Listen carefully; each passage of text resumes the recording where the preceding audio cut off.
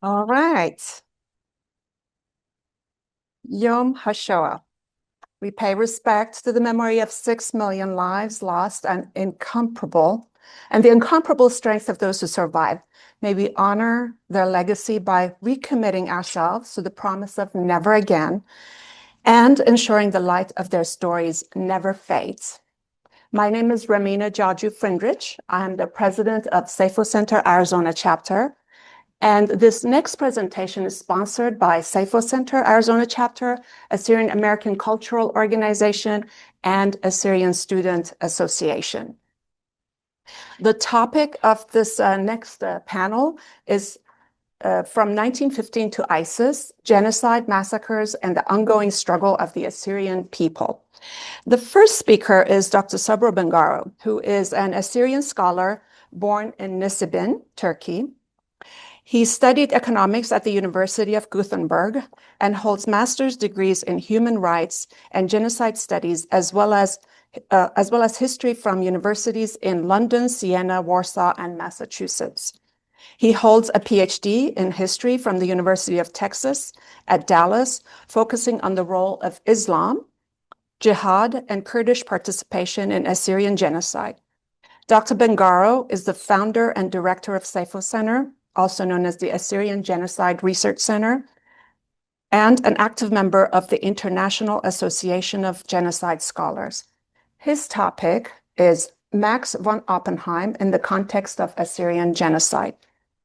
The second speaker is Professor Stephen Jacobs. He's the professor of religious studies and Emeritus Aronov Endowed Chair of the Judaic Studies at the University of Alabama, Tuscaloosa. He is the author, co-author, editor, and translator of more than 25 books, as well as more than 50 articles and book reviews in both academic and popular publications. His topic is reflections on Raphael Lemkin, Shoah, Seyfo, and Premtet Semele. And our third speaker is Carmela Borashan, who is an Assyrian American human rights advocate and healthcare professional. She has served as outreach and advocacy director and board member of the Assyrian Aid Society of America, as well as the Susek Evangelistic Association on the Assyrian Project. In 2025, she co-founded the Assyrian International Council, a global coalition uniting Assyrians worldwide. She also serves as the board member of the Assyrian Parliament. Her topic is ISIS invasion and its impact on the Assyrians in Iraq and Syria. Please help me welcome Dr. Bengaro. Oh, thank you, Ramina.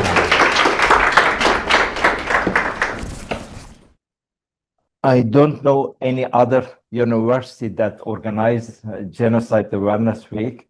This is the third time I'm here, and really I'm very happy. I'm honored to be here with great speakers. The last few months, people start to call me Dr. Bengaro, and I became doctor thanks to Dr. Jacob. He supported me, he connected me at the University of Texas, where I did my PhD. Thank you so much.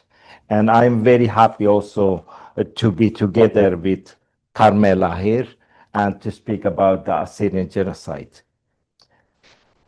Everything started with my childhood. I was born in Turkey, southeastern Turkey. I was born in a small village. We had 70 families. We spoke Aramaic. Almost nobody spoke Turkish. And the first teacher that we had in my village, we were about 40, 50 student kids. Every single day before entering the class, we had to stand and say, Türk'üm, doğruyum, çalışkanım. I am a Turk. I am proud to be Turk. When I grow up, I will sacrifice my life for Turkishness. And I don't know why, but I refused to say it. And the teacher, he slapped me on my face. He said, I didn't hear your voice. And he said, we start again and again. But as much as I am humble, I'm also very stubborn. I didn't do it really. This was my first reason to think about what is going on.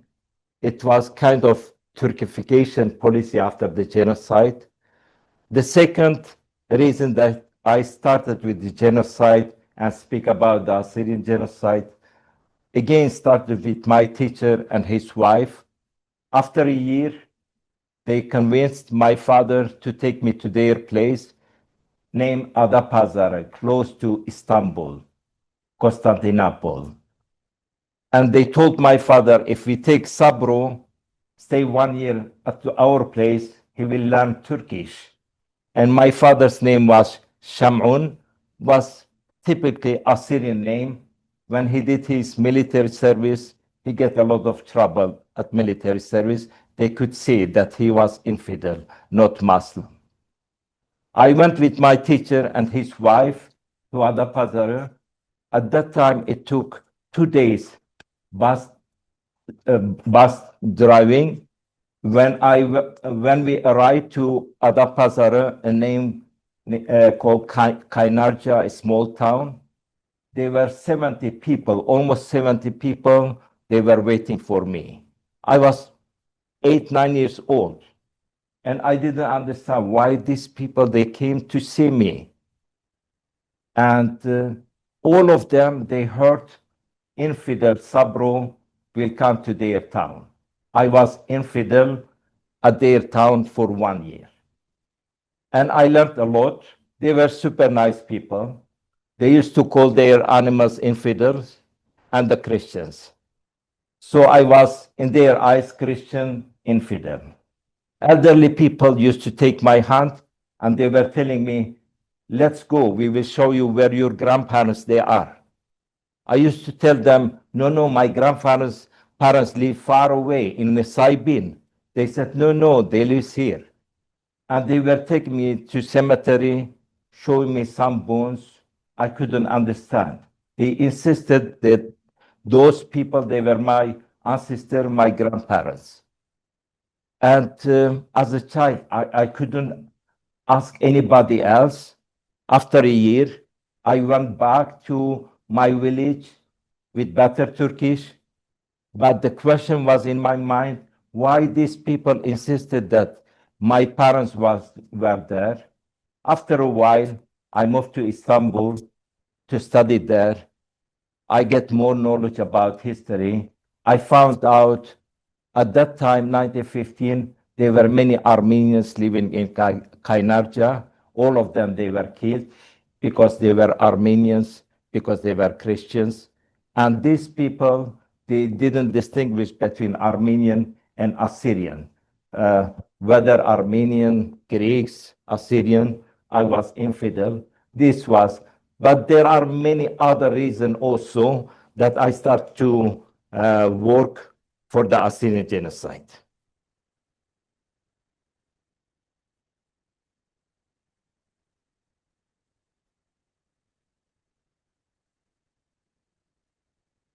I stand before you today to speak about a difficult but necessary subject, Germany's complicity in the atrocities committed during the First World War.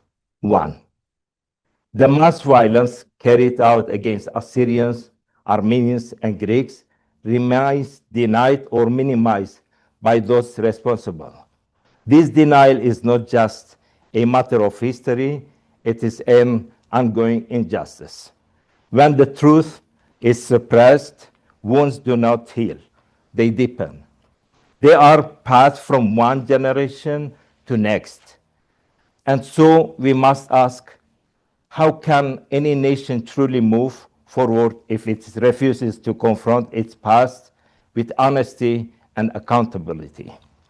During the First World War, the Assyrian, alongside Armenians and Ottoman Greeks, were subjected to the Ottoman Empire's genocidal policies as one of the oldest Christian communities in the region. The Assyrian possessed a distinct ethno-religious identity and deep historical roots in what is now southeastern Turkey, northern Iraq, and western Iran. The tragedy unfolded across these borderlands and resulted in the death of hundreds of thousands of Assyrians. Many were forced into exile, scattering communities across the world and creating lasting diaspora. Despite occurring within the same context as the Armenian and Greek genocides, the Assyrian experience has received far less scholarly and public attention, and it is often described as one of the forgotten genocides of the 20th century. At that time, the Ottoman Empire was governed by the Committee of Union and Progress, or CUP, a nationalist movement that wanted to reshape the empire.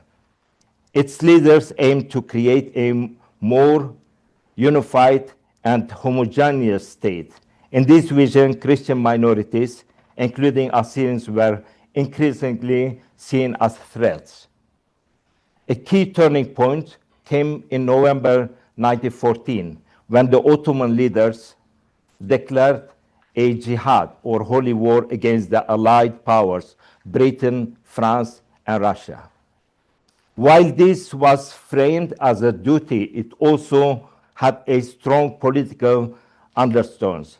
This declaration labeled Christians as infidels or enemies, and in doing so, further exposed them to suspicion, hostility, and violence. For Assyrians, this meant becoming direct targets of state-backed persecution. To fully understand how and why this declaration happened, we also need to look beyond the Ottoman Empire, especially to Germany, its wartime ally. To understand the process behind this declaration of jihad in the Ottoman Empire, we must examine who Max. It doesn't work this one, maybe. Oh, sorry.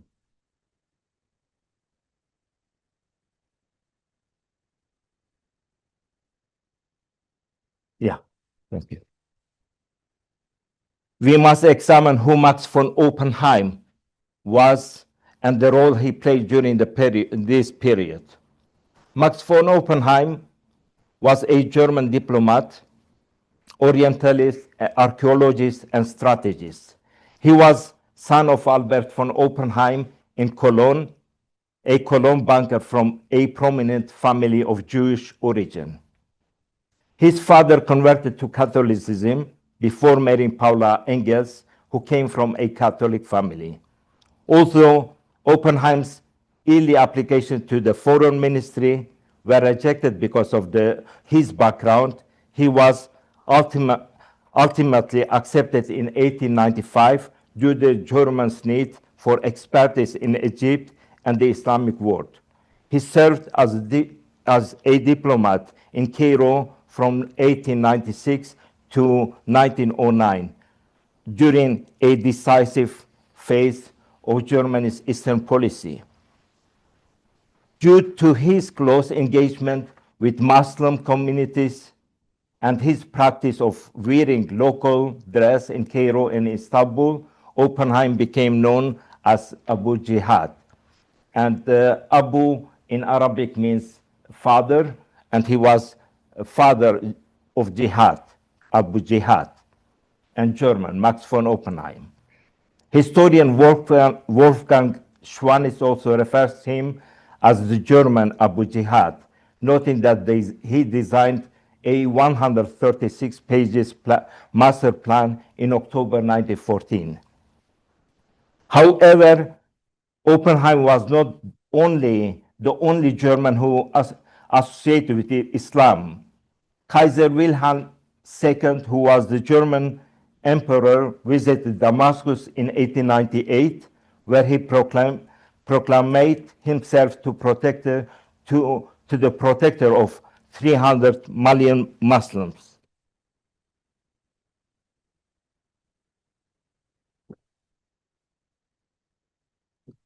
German intelligence later spread rumors that he was considering converting to Islam.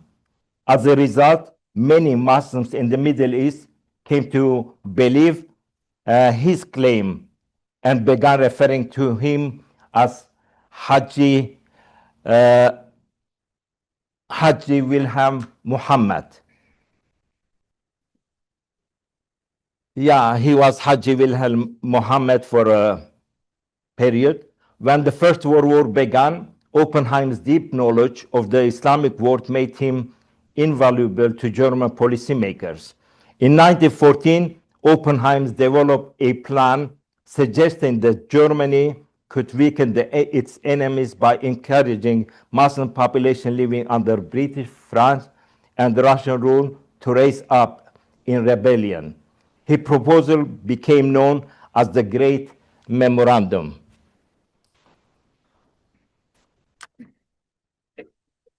Was this book you read, Steve? I think if you can, yeah. As part of this strategy, Germans supported propaganda efforts designed to spread pro-jihad messaging.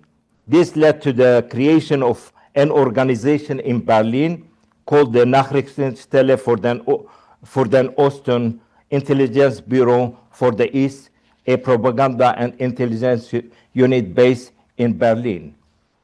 And the office still is in Berlin. They had, at that time, they had 60 people, expert on different languages, Hindu, Arabic, Farsi, and these people, they were paid by the German government, and they were writing their articles in German, and then they were translating them to different languages, and teaching them also about Islam and jihad. This office produced newspapers, pamphlets, and other materials in multiple languages, seeking them to mobilize Muslims across different regions. Central to the propaganda campaign following the 1914 proclamation of jihad, the Eastern Intelligence Unit served as a hub for pan-Islamic messaging. During the war, it engaged captured soldiers in propaganda efforts and established branches to mobilize prisoners of war against their former armies. Also, they had a mosque for these Muslim refugees from different countries in Berlin. It was sponsored by Haji Wilhelm Muhammad. Staffed by multilingual writers, speakers, these branches published newspapers, most notably El Jihad.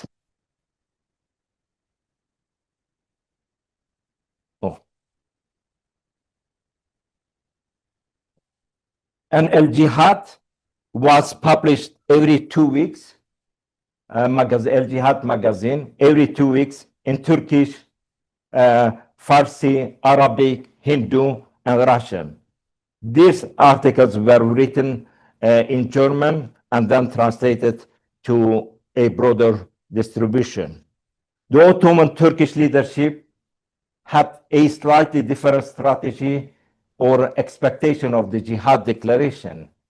They, both Germany and Ottoman Turkey, they agreed about the jihad declaration, but they had two different strategies. They envisioned, the Ottoman Turks envisioned the political unification of all Turkish-speaking peoples under the ideology of Turanism, also referred to as Pan-Turanism. Jihad was used a political tool to mobilize Muslims and support a nationalist goal. The jihad proclaimed by the Sheikh al-Islam in November 1914.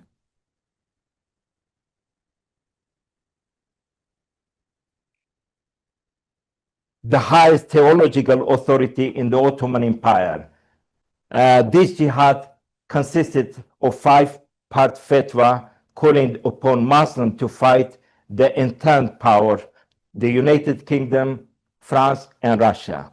Thousands of pamphlets and drafted and printed in Berlin by the Eastern Intelligence Unit were transported to Constantinople now Istanbul. I think, if I'm not mistaken, Constantinople changed the name to Istanbul 1933 and distributed among the population.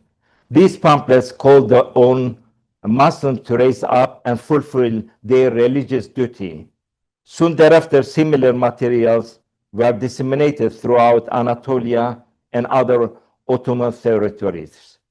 Just after the jihad declaration in Istanbul, carrying green flags symbolizing Islam, they attacked and looted the Tokatlian hotel owned by an Armenian shortly after Jihadi Akbar ceremony.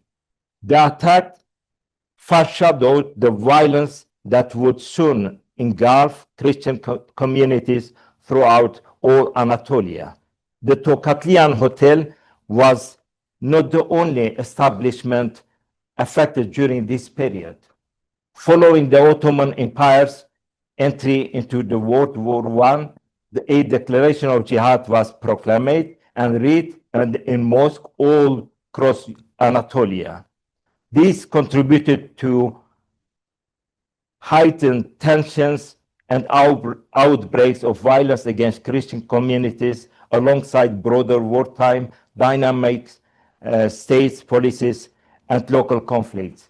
In my city where I was born, in Nsibin, Mardin, Diyarbakir, according to many genocide survivors' testimonies that I collected, all these elderly people, as genocide survivors, they were telling me all this. They had a meeting at the mosques, and at the mosque they decided which part of the how they will go and attack Christians.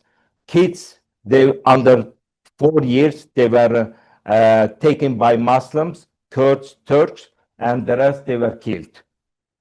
The Assyrian, Meanwhile, in Germany, Max von Oppenheim promoted and led what became known the German jihad strategy. He believed that encouraging the Ottoman caliph's call to jihad could incite Muslim population living under British, France, and the Russian rule to label thereby weakening the World War I Entente powers. In British India, for example, home to one of the largest Muslim population in the world, there was no large-scale uprising. In fact, over 1 million Indian soldiers fought for Britain during the war, including many Muslims. Similarly, in Egypt, despite expectation of rebellion, British control remained firm, and local political concerns outweighed religious calls for jihad. Obviously, the German strategy was not successful. So Germany's intention was to organize the Muslims in India and in Egypt, because Egypt and India were under the control of Britain, and their hope was these Muslims, they will rise up and fight against the Britain, so Germany could win the war, and so they could dominate the Middle East. But German strategy didn't work. The Muslim population did not revolt against Britain. Therefore, many Western and Turkish historians, such as Christian Horgrunier, that he published his book 1915 in the Netherlands, named Jihad Made in Germany. Eric Can Zürcher, Tilman Lütke, Mustafa Aksakal, and Kerem Çalışkan, whose analysis begin from Germany's strategy objectives, have described the Jihad Declaration as a failure or unsuccessful attempt.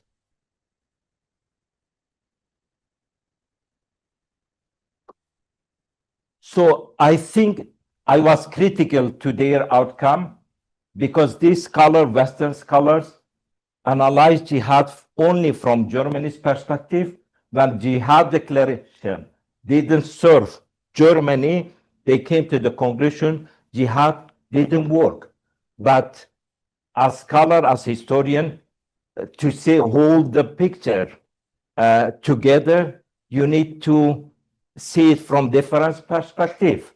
As Assyrian, I was born in Nsibin, and Armenians, Greeks, and jihad, the Ottoman Turks made ordinary people to participate and kill the infidels, Christians, and to kill over 2 million people in Ottoman Turkey without including the ordinary people to participate it was almost not possible. So jihad declaration triggered the Muslim population to kill, because jihad declaration was telling them it is halal, permitted to kill, to loot, and this is a ticket to go to heaven. And there were too many people wanted to go to heaven and took this ticket and participated on the killing of the Assyrian, Armenian, and Greeks. So the declaration of jihad contributed to mobilization of segments of the Muslim population, whether being Turk, Kurd, religious, language, and symbolism were used to justify violence and encouraging participation in campaigns against the Christian minorities. Significant massacres occurred in regions inhabited by Assyrians in Hakkari, Van, Diyarbakir, Tur Abdin, including Urmi and its surrounding villages, which can now be found in present day in Iran. In October 1914, the Russian Vice Consul in Urmi, Vadansky, inspected destroyed Assyrian villages and reported, I quote, "The consequences of jihad are everywhere. In the Assyrian village of Angar, I saw burned corpses with large, sharp stakes driven into their bellies. The houses have succumbed to fire and destruction, and flames still burn in neighboring villages." End of quote. Muslims, furthermore, in his 1918 book, The Rage of Islam, Yonan Shahbaz, Assyrian, described the suffering of Christians under Turkish rule and claims that the German and Turkish agents intensified jihad propaganda in places such as Urmi, attempting to incite Iranian Muslims and spark a great holy war. I quote, "The German army, the German soldiers, they were spreading jihad magazine in Urmi." I quote one of these. "Mohammedans everywhere are fighting on the side of Germany. French, English, Serbian, Russian, and Japanese forces are being defeated. The Turks under the Padishah of Istanbul have beaten the Russians and many encounters. The English are not yet entirely defeated. Every Mohammedan, knowing that he must die, also knows that he dies for Allah. Allah has seen the flag of the holy war with his own eyes." End of quote. Assyrian regions such as Hakkari, Tur Abdin, and Urmi witnessed devastating massacres. Villages were destroyed, men were executed, and women and children were subjected to forced conversions, sexual violence, and death marches under extreme conditions. Historians estimate that between 250 and 300,000 Assyrians were killed, roughly half of their population, within the Ottoman Empire. Survivors fled to different parts of the world, including Russia and South America, where they formed diaspora communities and preserved their history through memory and tradition. In this context, jihad became more than just a religious declaration. It became a political tool. It was used both to support wartime strategy and to advance internal policies aimed at reshaping the population of the empire. Henry Morgenthau, a U.S. ambassador to the Ottoman Empire from 1913 to 1916, left one of the most detailed contemporary accounts of the persecution of Armenians, Assyrians, and Greeks in 1915. Morgenthau, who was well familiar with the leaders of the Committee of Union and Progress and maintained strong connections with them, noted that their political aspiration for pan-Turanism and necessitated the extermination of the Greeks, Assyrians, and Armenians, all of whom were Christians. He described how religion was used to mobilize the population of Turkey, the nation. According to Morgenthau, Talat Pasha later boasted, I quote, "I have accomplished more towards solving the Armenian problem in 3 months than Abdul Hamid accomplished in 30 years." End of quote. According to Morgenthau, the aim was clearly to promote the Turkification of the nation using religion as a tool and securing the involvement of a large portion of the population. Their goal of Turkification, the nation appeared to necessitate the annihilation of all Christians, Greeks, Assyrians, and Armenians. In closing, I want to emphasize that the attempt to use religion as a global weapon during the First World War, bold, but ultimately unsuccessful on the international stage. However, within the Ottoman Empire, the declaration of jihad contributed to an environment in which mass violence against Christian population, especially the Assyrians, could be justified and carried out. During World War I, the Ottoman Empire had population of approximately 14.5 million, of whom roughly 4.5 million, it means 33% of the population, they were Christians. And nowadays, 2026, the population of Christian in Turkey is 0.1%. The rest, they are deported or killed or went through forced conversion. Yes. The story of the Assyrian genocide reminds us not only of the human cost of these political actions, but also how ideology, politics, and war can intervene in deeply destructive ways. The founding of the Republic of Turkey was built upon the extermination of its Christian population. Yet Turkey continues to deny the genocide they committed, and this denial is the greatest obstacle to a healing. To deny genocide is to kill twice. We Assyrians,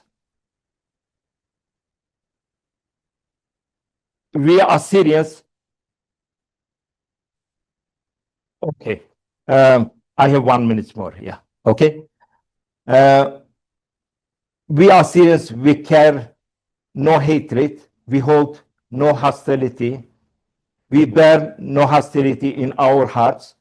We could never ever dream of an agenda that divides people. All we speak is justice, pure, unwavering, inescapable. Those living today in Turks, Kurds, others are not personally responsible for the genocide their ancestors committed in 1915. No, they are not. But a collective responsibility remains, a responsibility that weighs heavily. The genocide was carried out in the name of their nation, in the name of their religion. Therefore, a duty rests upon every Turkish individual, a duty upon every Kurdish individual, a duty to stand for the truth, a duty to acknowledge the Assyrian, Armenian, and Greek genocide, a duty to heal the wounds that still burn, a duty to carry forward the light of justice, truth, and healing. That is our mission. Thank you.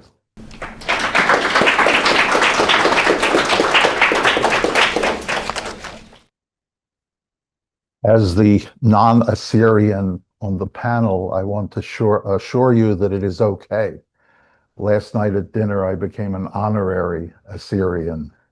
Yeah.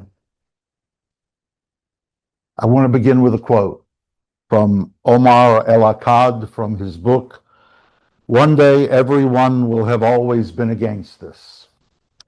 The very history of the word genocide, meant as a mechanic of forewarning rather than some after-the-fact resolution, is littered with instances of the world's most powerful governments going to whatever lengths they can to avoid its usage, because usage is attached to obligation. It was never intended to be enough simply to call something genocide. One is required to act. I continue by first thanking my good friend, Dr. Sabro Bengaro, for suggesting my participation in this important panel about a far too little known and far too often misunderstood case of genocide, most especially when linked to the more well-known cases of both the Armenian and Greek genocides by the Turks within the framework surrounding the First World War and its aftermath. Secondly, let me also thank Dr. Ramina Jinju Friedrich, the president and the members of the Seyfo Center, Arizona chapter, for enabling me to do so. Having passed my one-semester class in Aramaic in graduate school, taught by the late outstanding linguist Rabbi Yitzhak Yerushalmi, I can only say to you both, Shlama Shlomo Lo, though of course I am more familiar with its rabbinic Hebrew equivalent Shalom Aleichem, all meaning peace be unto you. Though I note as well the Aramaic expression Hakudsha Barichu, the Holy God of Blessings, and its Hebrew equivalent Hakadosh Baruch Hu, when referencing the divine, and the Jewish hymn-like prayer of memorial known as the Kaddish, whose earliest expressions and formulations were already in existence in Aramaic in 2nd century Palestina, the Roman Latin term, for the region under its oppressive and murderous hegemony, and the important Kol Nidrei, all vows, on the Jewish holy day of atonement, Yom Kippur. Having done so, let me turn to the matter at hand, first by introducing or reintroducing you to Raphael Lemkin, author of our word genocide from the Greek ethnos, people group, and side from the Latin, murder. The obsessive driving force behind the 1948 Convention on the Prevention and Punishment of the Crime of Genocide, the so-called Genocide Convention, ratified into international law in 1951, but only here in these United States in 1988, under the presidency of President Ronald Reagan. The impact of the Shoah on his life and his thinking, what he knew about the Seyfo, the genocide of the Assyrian people, and what, if anything, he knew about the Premta de Semele, the Semele massacre in August of 1933. Lemkin was born on 24 June 1900 in Bezvedone, Polish, Lithuania, then part of the Russian Pale of Settlement, one of the three sons of Joseph and Bella, and grew up on the family farm Osherishku, co-owned by his father and uncle, where he enjoyed playing with his cousins and the children of the farmhands. Though if his somewhat massaged autobiography, Unofficial Man, is to be believed, he sometimes would wander off to think his own thoughts. Educationally, his mother Bella was his muse, encouraging him to study languages. He mastered several, including Hebrew, Yiddish, Polish, German, French, Spanish, and others, and literature, Polish, Russian, and the Hebrew classical texts of Torah, Bible, Talmud, and Midrash. Sometime during his teenage years, he does not tell us when, he acquired a copy of the book Quo Vadis by the Polish Nobel laureate Henryk Sienkiewicz, a fictional account of the Roman Emperor Nero's almost successful attempt to murder the Christians of his realm. Asking his mother why the Christians allowed themselves to be murdered, without contacting the police. She was said to have responded supposedly, "Do you think the police would help them?" That in turn led him to study other cases, what in German is called Massenmord, mass murder, what would later he would come to call genocide, Huguenots by the French, Catholics by the Japanese, Muslims and Jews by the Spanish, and of course, Armenians, Assyrians, and Greeks by the Turks, and his own people by the Russians. It would further impel him to study law at Lvov University, Ukraine, where he said he challenged his professors why there was no law among the various nation states whose sovereignty was apparently sacrosanct after the Treaty of Westphalia in 1648 for this crime of mass murder. He would later move to Warsaw, Poland, where he would become an assistant public prosecutor, becoming something of an expert on penal law and punishment, serving on several committees, both nationally and internationally, and establishing a private law practice. In 1933, he hoped to attend an International League of Nations legal conference in Madrid, Spain, and addressing what for him were now the twin crimes of barbarism, the murder of people groups, and vandalism, the murder of a people's culture. He was, however, prevented from doing so by his boss as a parochial Jewish concern and supported by the anti-Semitic Warsaw Gazette. At the same time, Poland was trying to cover favor with the new Nazi government in Germany under its Reichskanzler und Führer, Adolf Hitler. Significantly, though, without source confirmation, he was likely somewhat familiar with the Premta de Semele as he read many newspapers in the various languages with which he was familiar, though no mention of that tragedy appears in that paper or in any of his papers.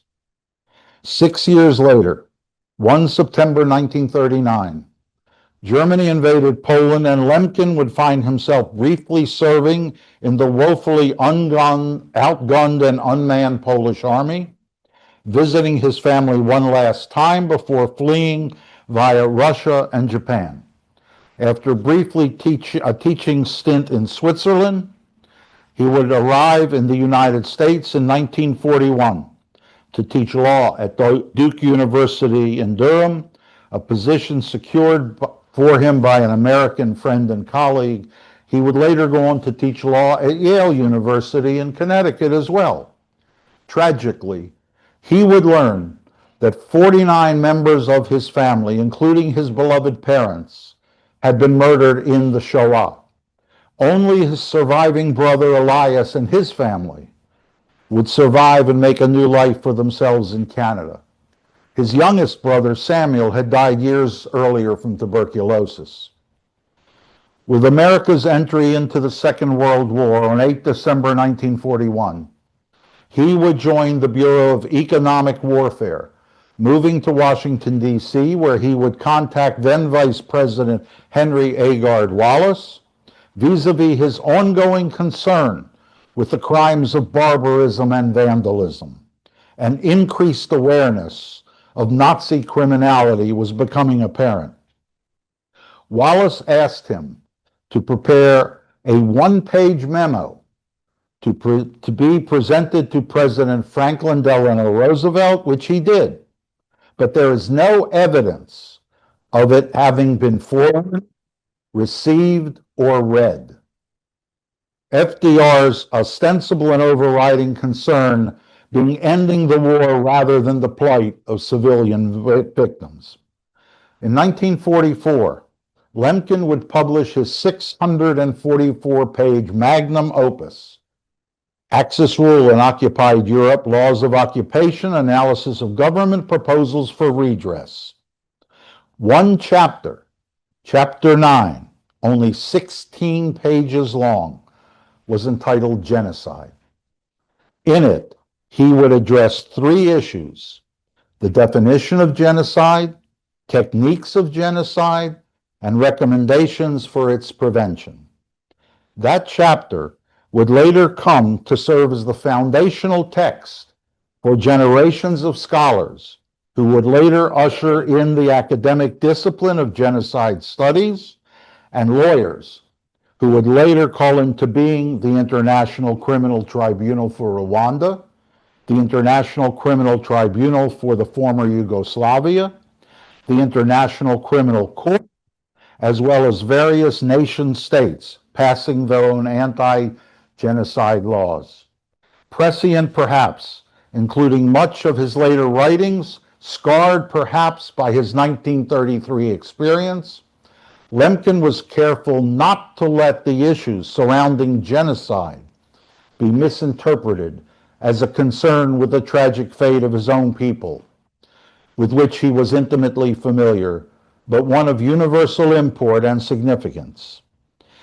In that very brief chapter, he wrote the following quote, genocide, is intended rather to signify a coordinated plan of different actions aiming at the destruction of essential foundations of the life of national groups, with the aim of annihilating the groups themselves.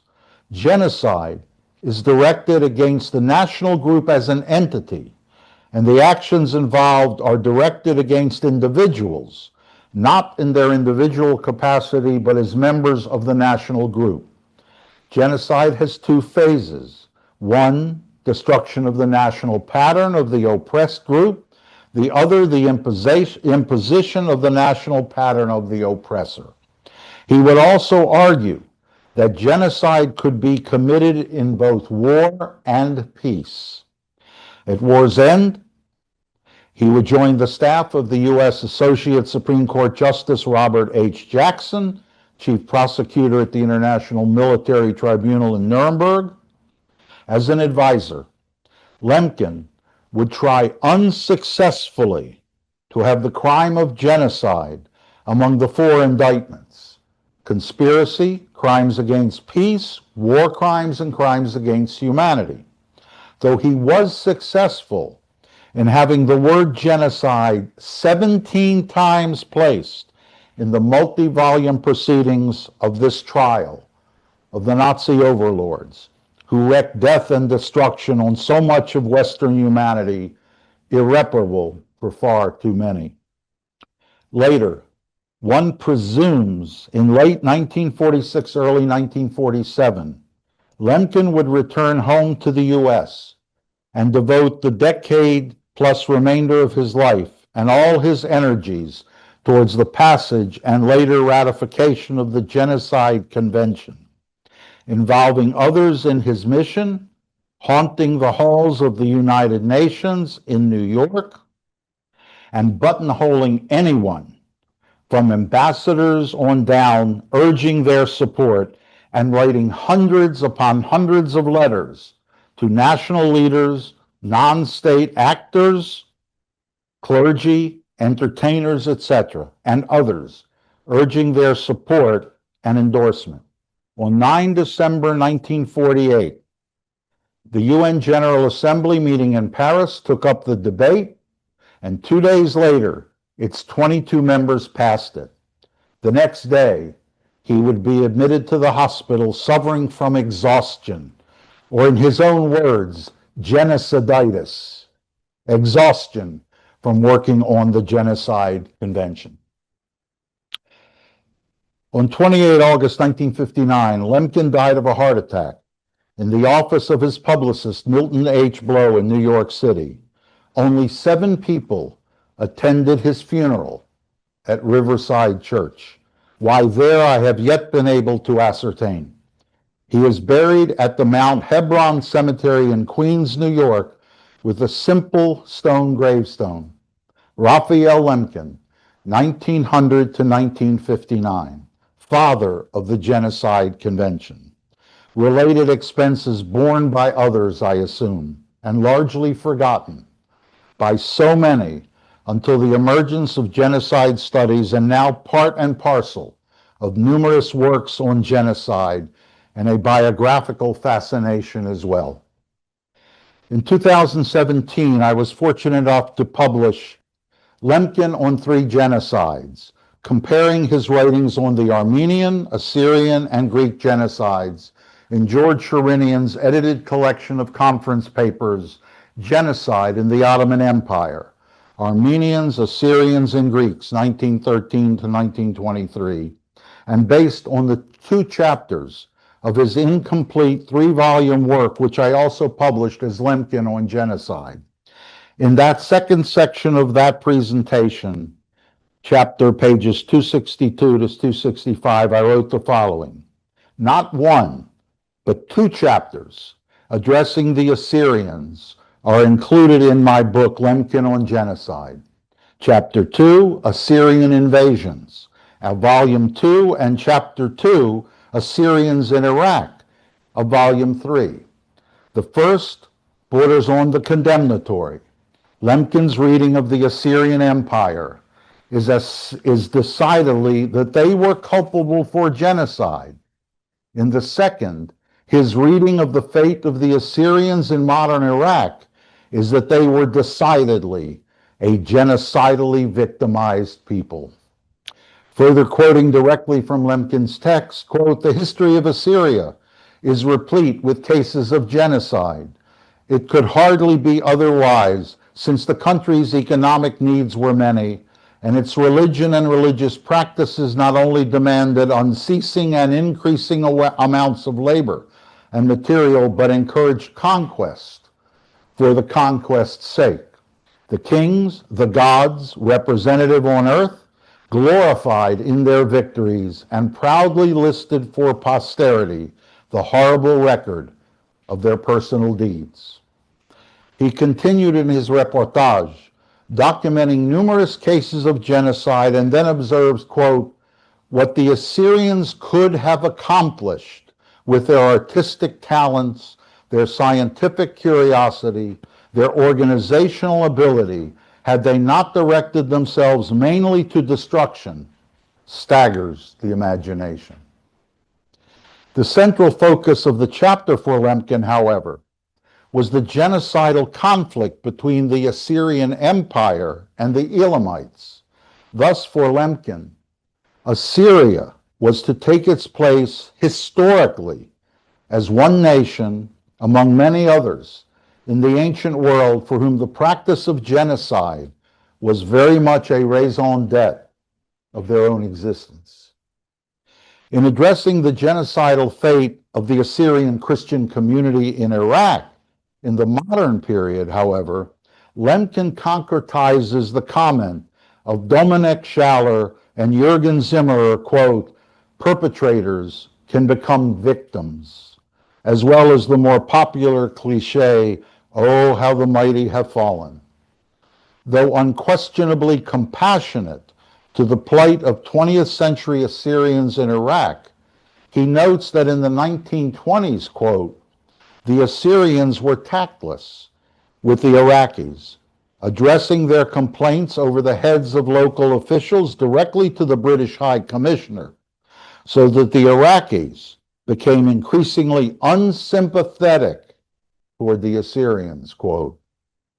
Regarding the various murders of Assyrians in their home villages in Iraq throughout the same period, he is equally unsparing of the British, for whom military and economic considerations trumped moral ones. I note, however, that nowhere in his writings on this genocide does the word Seyfo appear. Nor earlier in 1933 does the phrase Premta de Semele appear, nor in his writings about the Holocaust of his own people do we find either Holocaust or Shoah.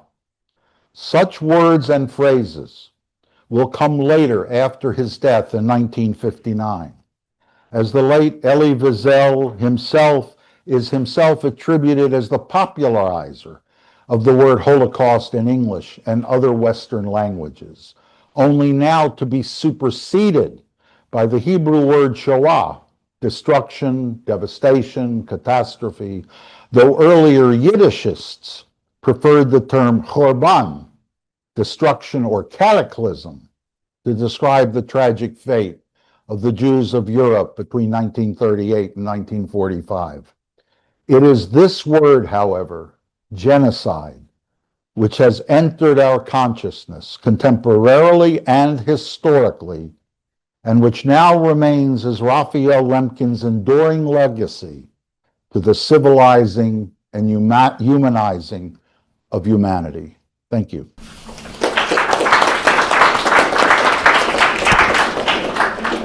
I want to thank, I'm very blessed and thankful for Arizona State University and Seyfo Center for this platform and acknowledgement of genocide.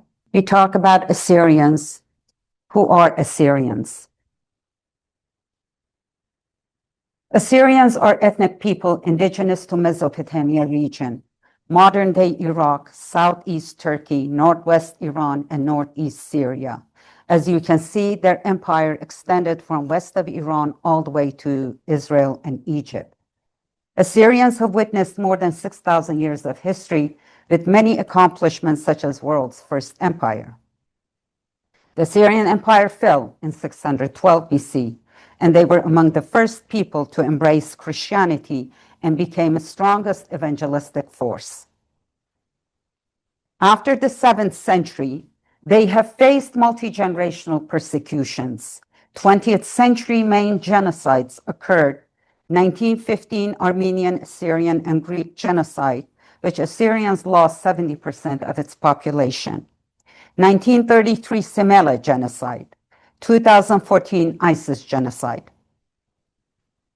During and after World War I, Assyrians sided with the Allied powers after being encouraged by British and Russian force officials with hopes of autonomy.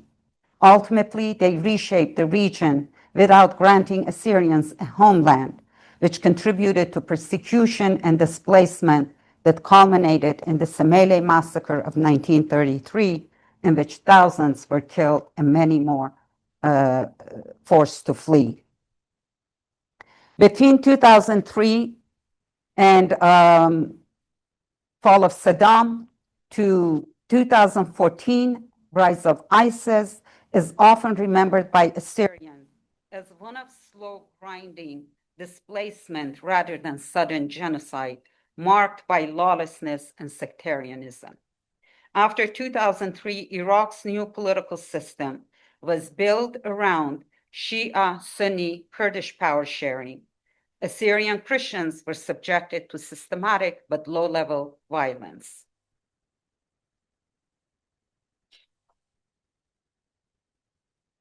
Church attacks began after 2004. The 2010 Our Lady of Salvation Church massacre in Baghdad, 58 people were killed, was a major trauma. Priests and bishops were kidnapped or assassinated. Forced Islamization, social pressure, and attacks on women for not wearing hijab became a norm. Many Assyrians received threat letters demanding conversion, payment of jizya, which is tax, or departure. They faced political and social marginalization. All these resulted in mass immigration and demographic collapse. Estimated Christians in Iraq, about 1.5 million in 2003, to less than 400,000 by 2016. ISIS did not begin the destruction of Assyrian life in Iraq. It completed a process already well underway. After 2003, instability, political collapse, sectarian conflict, and resentment, especially among Sunni Arabs, created a fertile ground for militant groups. A Jordanian militant founded al-Qaeda in Iraq, but he was killed in 2006, so they rebranded as the Islamic State of Iraq. They were weakened for a time due to US military pressure, but it survived underground from 2006 to 2011. ISIS is a Salafi jihadist extremist group that became internationally notorious for its brutality. Assyrians really have experienced these brutalities for many generations. The Syrian civil war gave Islamic State of Iraq a new opportunity to expand into Syria. Under a new leader, the group sent fighters into Syria, which it renames itself the Islamic State of Iraq and al-Sham, which means Greater Syria, and broke with al-Qaeda after disputes over leadership and brutality. In 2014, ISIS captured large areas of Iraq and Syria. 2015 onward, a US-led international coalition, local forces, and rival militants steadily defeated ISIS. By 2019, they lost almost all of its territorial control. ISIS expanded rapidly in Syria's fragmented civil war, capitalizing on ungoverned spaces and Sunni discontent. I just need to interject here. Syria was named by a Greek empire because of the sheer number of Assyrians in that region. They shortened it to Syria. Attacks in February 2015 by ISIS at a cluster of Assyrian villages along the Khabur River in Al-Hasaka province in northeast Syria caused major displacement of families. This assault forced an estimated 1,380 families to flee their homes. You can see the boxed up region, which was populated by Assyrians once upon a time. After about 285 Assyrian Christians were abducted, which among them were 84 women and 51 children. Due to the chaos of war, the exact number of Assyrian churches destroyed in Syria is not captured, but most commonly cited figures indicate ISIS carried out a coordinated assault on approximately 35 Assyrian Christian villages, destroying or severely damaging around 11 Assyrian churches. During its 2014 to 2017 campaign, they also launched genocide against the Yazidi community, killing approximately 5,000 and abducting about 10,000. Before the Syrian War of 2011, Assyrians numbered roughly around 200,000 nationwide. After ISIS and the broader war, estimate ranges from 30,000 remaining in Syria today, which means 75% and more immigrated. Most Assyrians who fled have not returned, even after ISIS's defeat, due to lack of security, economic collapse, unresolved property disputes, economically non-viable villages with damaged infrastructure. Most remaining Assyrians live under the Syria Democratic Forces, Kurdish left-wing militias, controlled autonomous administration of northeast Syria, but real power is concentrated in PYD, PKK aligned Kurdish structures. These are both left-wing entities. Assyrian political bodies, often subordinate or symbolic, politically marginalized under all authorities. Assyrian life in Syria is now urban, fragmented, and fragile, sustained more by memory and faith. Multiple survivor testimonies in Iraq, NGO reports, and investigative journalism state that local Yazidi and Assyrian militias were discouraged, prevented, or actively disarmed by Kurdish regional government of Iraq prior to ISIS arrival. Communities were repeatedly told, "You are safe under Kurdish protection," or "There is no need for weapons." In August 2014, Kurdish Peshmerga forces withdrew abruptly from several areas they had been controlling, including Sinjar, Yazidi majority, and parts of Nineveh Plain, Assyrian Christian majority. The withdrawal occurred days before ISIS attack, leaving civilians largely defenseless. At its peak, they controlled major Iraqi cities, declared an Islamic state, and attempted to rule these areas through extreme religious laws and carried out with brutality and violence. They deliberately destroyed cultural, religious heritage, ancient artifacts, and archaeological sites of more than 3,000 years. The following churches were destroyed or desecrated. Marbehna Monastery, 4th century. Mar Ilia Monastery, 6th century, destroyed by explosive, and many more, including manuscripts, crosses, and inscriptions. They seized Assyrian Christian areas around Mosul and the Nineveh plain. Christians were given an ultimatum: convert to Islam, pay jizya, flee, or face death. Their homes were marked with the Arabic letter, as you can see, I arrowed it, N representing Nazarene, which means these are the followers of Jesus of Nazareth. Their houses, lands, and churches were confiscated after most families fled to their lives. They aimed to remove Christianity from areas where it had existed for nearly 2,000 years. Entire Assyrian towns in the Nineveh Plains were emptied overnight. The Nineveh Plains have been the historic center of Assyrian life and civilization for millennia, goes back to 6,000 years. ISIS ran, oh, sorry, I'm a slide behind. This is destroyed houses in Nineveh Plain.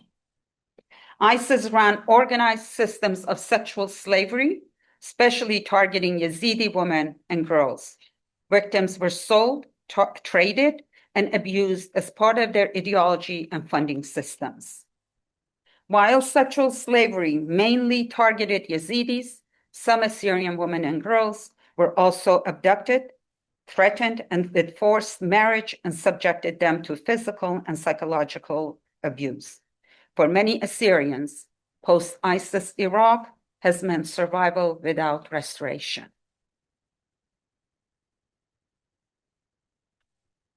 While ISIS is defeated to some extent, remove the immediate existential threat, many deeper problems remain unresolved. A slow but persistent ethnic and religious cleansing remains underway. Many areas in the Nineveh Plains are still affected by competing armed force groups and militias between federal government, Iran-backed Shiites, and Kurdish militias. That little triangle is Nineveh Plain that is very contested, and everybody wants to have it, which goes back close to 6,000 years. Currently, ISIS no longer holds significant territory in Iraq, but continues to operate in Iraq as a decentralized insurgent network, which carries out sporadic attacks. Assyrian Christians still face violent attacks by Islamist extremists, such as 2025 axe attack in Dohuk, northern Iraq, targeted Assyrian Christians celebrating their traditional New Year festival. Several people were wounded. Authorities linked the attacker to ISIS-linked ideology. Hafpa, a Kurdish self-claimed neo-Nazi group officially registered by the KRG, stands as a direct threat to the survival of Assyrians. Its charter explicitly calls for the genocide of Assyrian, Chaldean, and Syriac, outlining plan for extermination. Church and cemetery destruction are sporadic, but still occurs to this day. Assyrians struggle for political representation and political rights as Christians steal seats in parliament, and local councils are often hijacked or manipulated by larger parties. Constitutional protections exist in theory, but sectarian political dynamics and corruption frequently excludes minorities. Illegal land appropriation and property theft affect Assyrian families with property seized or redistributed without compensation. Religious and societal discrimination remains pervasive as Christians face intolerance, harassment, and discriminatory practices. The presence of Islamist political parties in Iraq presents a profound challenge to indigenous communities, particularly Assyrian Christians. Neglect of cultural heritage as Assyrian archaeological sites face vandalism, appropriation, and neglect. Minors' law in Iraq Islamicizes the minors forcibly to convert. This lingering instability, limited protection, destroyed or confiscated homes and lands, shortage of jobs, discrimination in hiring discourages permanent stay or return. The population continues to shrink, even after ISIS, which as of today, they have reduced to around 200,000. What happened is widely recognized as religious persecution, ethnic cleansing, and crimes against humanity. ISIS's actions caused deep social, psychological, and economic scars that Iraq is still recovering from, but the Kurdish, Shia, Sunni power struggle has isolated the minorities, indigenous people of the land. Next slides, you can see every inch of Iraq. There are not only historical remnants of 6,000 years of history crying out, there are ancient monasteries and churches all over the Iraq. That's Prophet Nahum's gravesite.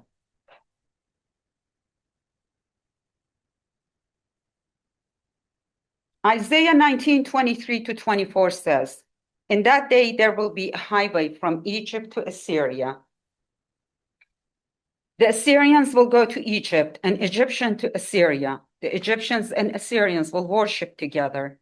In that day, Israel will be the third, along with Egypt and Assyria, a blessing on the earth." Assyrians believe they have a role in fulfillment of this vision in the end times. Egypt has existed continuously since ancient history, and Israel was established in the 20th century. But the question remains, where is the Assyria? Referred in Isaiah 19. Assyrians continue to be faithful Christian light in the Middle East, rooted in a history that long predates modern borders and conflicts. Historically, the West has not provided meaningful support to Assyrian Christians in the Middle East. As a result, they have endured repeated genocides, as well as ongoing ethnic and religious cleansing. Dominant regional populations, Arabs, Kurds, and Turks, have often perpetrated these acts, while the West largely turned a blind eye, until extremist jihadist ideology began to destabilize the region and threaten Western societies as well. The Assyrian cause is not only about preservation, it is about dignity, identity, and the enduring witness of faith under pressure. It carries significance far beyond one region. It is a beacon of humanity and Christianity, and also defenders of human rights and religious freedom worldwide. Proverbs 31:8 says, "Speak up for those who cannot speak for themselves, for the rights of all who are destitute. Speak up and judge fairly, defend rights of the poor and the needy." Thank you.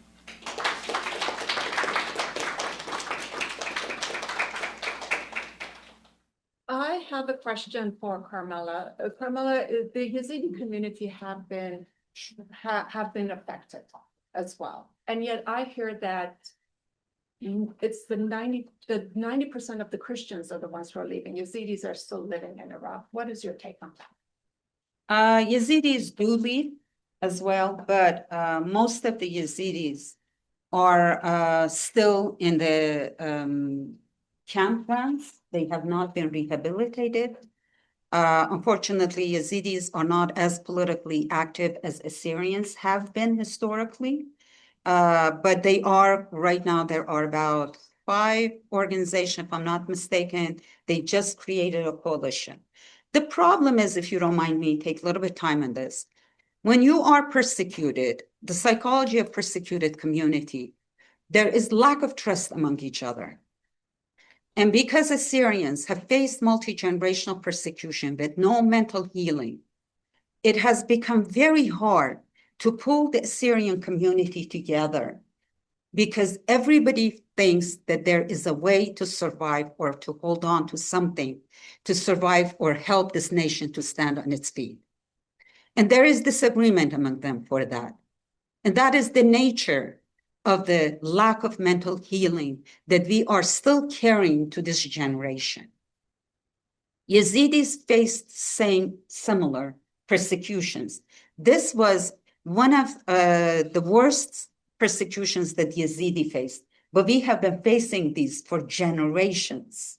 And Yazidis, Kurdish power right now, they says Assyrians are Kurds, Yazidis are Kurds. They're increasing their numbers in order to get their own country. So with that, they are manipulating Assyrians and Yazidis somehow to cause a deep division between these communities, register them as their own community. And it's not just Kurdish. They're also the central government, because it is under the influence of Iranian government. They are trying also to play with these communities. As I mentioned, Nineveh Plain is a very fertile, very rich land, and everybody has an eye on it, and everybody wants a piece of it. I hope I answered your question. Audience questions? Henry's got a question. But someone else.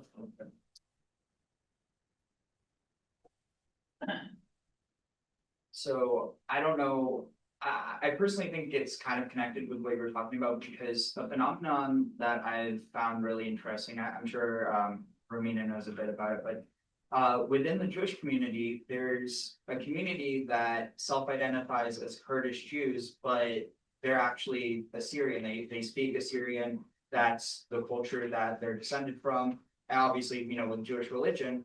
But I almost wonder, because it's not just there. I've also seen, like, for instance, in some, was it like genetic studies, where it's like looking at, the origins of like people in the region. And there's this one thing where it says that they came from, like, essentially from war, but that it, and again, it all comes down to how, DNA gets classified, because, it's not like objectively like this person is this person is this. It's all based on relativity, but that there's a lot of like connections to the Kurdish people of Mesopotamia. But the thing is that it made me think that probably these are like, these are Assyrians who have been then forcibly converted or like assimilated to a point where they do identify as Kurds, and then that does affect how DNA results show up. And I think it's less so about the DNA and more so about, like, do you see a potential way of revitalizing Assyrian culture amongst those people who do have, like, say within the past few generations, do have a heritage of being Assyrian, but that they've been forcibly assimilated, kind of similar to like the previous speakers today, talking about like with Apache culture, I forget his name, but he probably doing work to revitalize the culture amongst people who have lost the living memory. That's a very good question.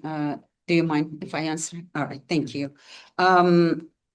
Yes, we know that. During persecution, many Assyrians, Armenians were forced to convert.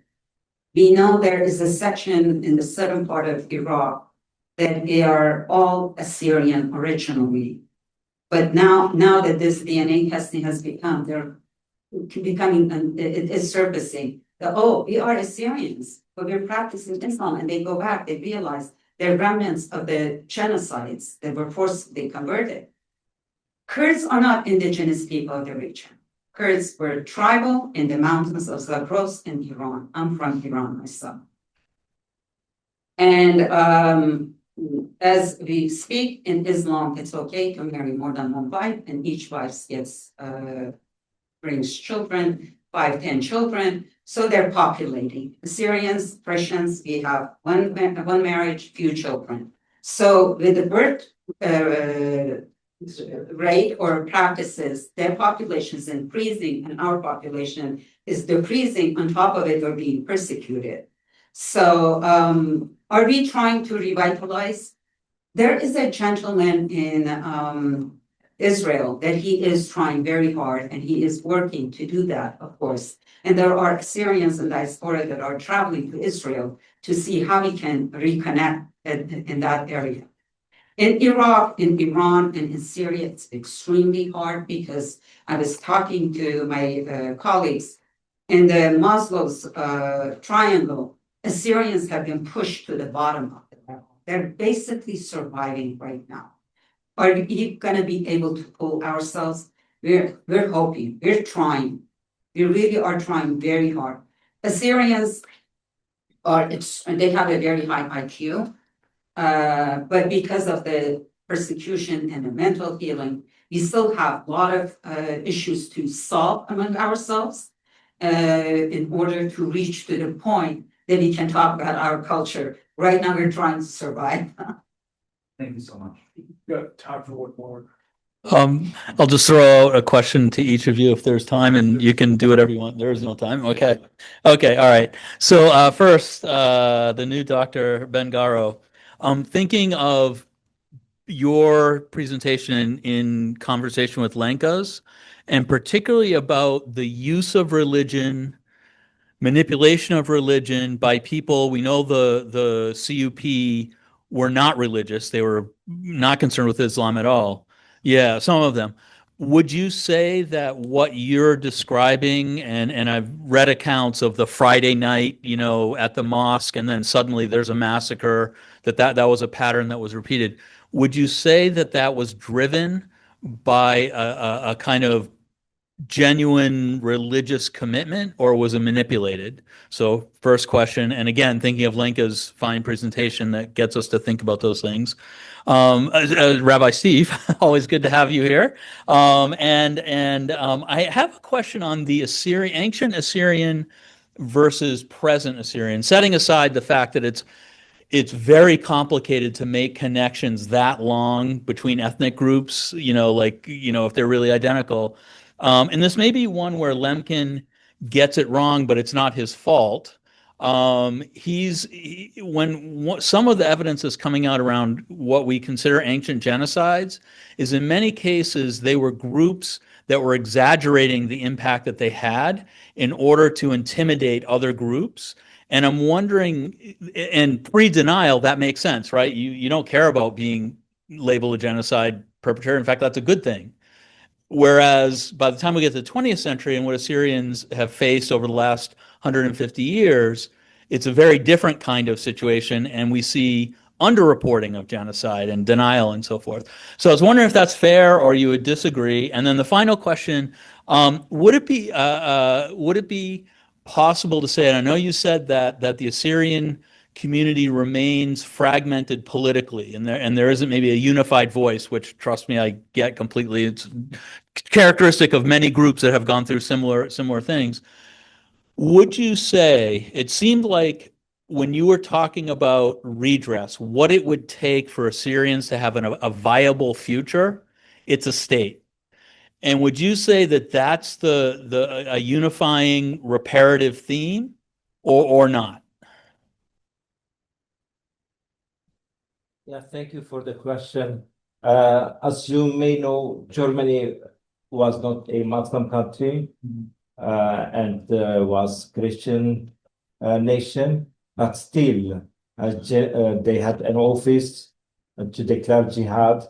They tried very much to convince the Ottoman Turks also to declare jihad, because through Ottoman Turkey, jihad declaration could happen.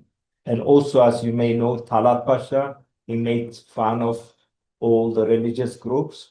He was not a religious person, but they knew the population, Islam, they exist among the Kurds, and they were organizing this as a tool. They manipulated Islam and to eradicate the Christian population. So it was manipulated by the Ottoman Turks. To answer the second question, I think we have to keep in mind, as historians, he died in 59, and you have to look at his bibliographies of the materials available to him in concert with the languages with which he was familiar. He actually was familiar with 16 different languages, but we didn't have the data. Now he's reading history in a very interesting way. His genocidal focus is the slaughter of large populations by those in power. That's his argument. That's the foundation of the genocide argument. So is he correct? To a degree, or his source is accurate to a degree. So one has to develop language fluency to read all the sources that he's looking at. Unfortunately, if you go back into scholarship in the late 50s, documentation in the writing, historians across the board, is very peculiar. They will give you facts without documentation. We don't do that today. Everything I said is documented. That's not how historical writing was going on in the 40s and 50s. A lot of so it's very peculiar. I think you can make the argument, because my training was in the ancient Mediterranean. I think you can make the argument that the Syrian Empire practiced what we understand to be genocide against powerless groups. But you're going to want the same argument about the Egyptians. Then you start looking at Egyptian sources, and it gets very strange. And the example that comes to mind within the Jewish world, the slave experience and the liberation experience is not documented in any Egyptian source that we have thus far uncovered.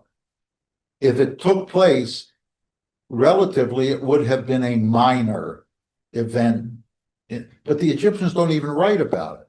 So you start thinking, wait a minute, what's going on? For the Jews, they were the victims of a genocide wait a minute, where's the collaborative? It's Lemkin as a historian and that's where Jürgen and Dominic really, I think, have contributed. Yeah, just to clarify, nothing negative about Lemkin, but that's more the question of how do we adjust? How do we write history? How do we look at history now as the way he looked at history? There's a lot of complicated stories. Yes, great, thank you. And the question for statehood for Assyrians. Assyrians do unite, fortunately or unfortunately, during a trauma. It depends how you look at it. There was a fire wedding in Nineveh Plain. 250 people got live burned in that wedding. People said Kurdish government did it. Some said no, the government of Ryan al-Kaldani, who is represented basically of Iran's government, did it. They were pointing fingers at each other. But who became victim? Assyrians. The Assyrians in diaspora, within 2 weeks, we raised so much money for these families, for mental health, for a lot of things. So we do unite. And right now, there is only 200,000, about 200,000 Assyrians left in Iraq. They're all are sitting ducks. The deep south in Iraq is deep Islamist mentality. Northern part is nationalists, Kurdish nationalists that are trying to run it. Muslim Brotherhood is embedded in both governments. So are we going to be able to stand on our feet? Not at this point, not when you look at it from human perspective. However, there is, in the Constitution of Iraq, there is an article that talks about Nineveh Plain Governorate. Is it somewhat limiting? Yes, it is somewhat limiting. But if we push for Nineveh Plain Governorate to be a self-administrative region, because bulk of our population is still there, we may be able to stand on our feet. If we get one dangling carrot or something that touches a little bit the ground, Assyrians immediately will unite around it. But we don't have anything in our hand. When I do my advocacy, I talk to the representatives and senators and State Department, other NGOs. We need a jolt. We're not beggars. We don't want people to cry for us. Don't feel sorry for us. We had empire. We still know how to create a civilization. Just give us a jolt. Stand behind us, protect us once in the human history, stand behind us. A pluralistic society, multi-ethnic, multi-religious society is the foundation of a democratic country. Create democracy in the Middle East. The birthplace of Christianity became the birthplace of jihadism. Now West doesn't know how to deal with it. Create that democracy there. Help us stand on our feet.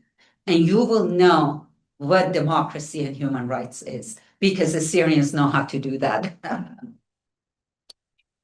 Well, give a round of applause to our panelists.